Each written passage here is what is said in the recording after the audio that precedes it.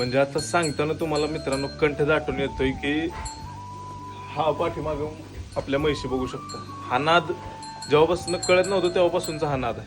तेव्हापासूनचा नाद जपलेला आहे. आणि दरवर्षीची रंगपंचमी कशी असायची की या सगळ्या आपल्या म्हैशी घेऊन वड्यावरती जायचं, वड्यावरती जाऊन म्हैशींना धुवायच्या चांगल्या, कलर घ्यायला पैसा नसायचा, मग धुतल्यानंतर गुलाल असतो ना, तो गुलालानं म्हैशी सगळ्या आपल्या भरवायच्या, त्यांच्यासोबत रंगपंचमी करायची आणि त्यांना आणून बांधून चारा वगैरे टाकायचा आणि मग मित्रांसोबत रंगपंचमी खेळायला जायचो मित्रांनो. पण आत्ताची कंडिशन अशी आहे की तुम्हाला सांगताना माझा कंठ दाटून येतोय की माझ्या या लक्ष्मींना ऑक्टोबर महिन्यापासून अंगाला नीट पाणी भेटलेलं नाहीये. पिण्याचं पाणी सुद्धा विकत आणून मी यांना पाजतोय.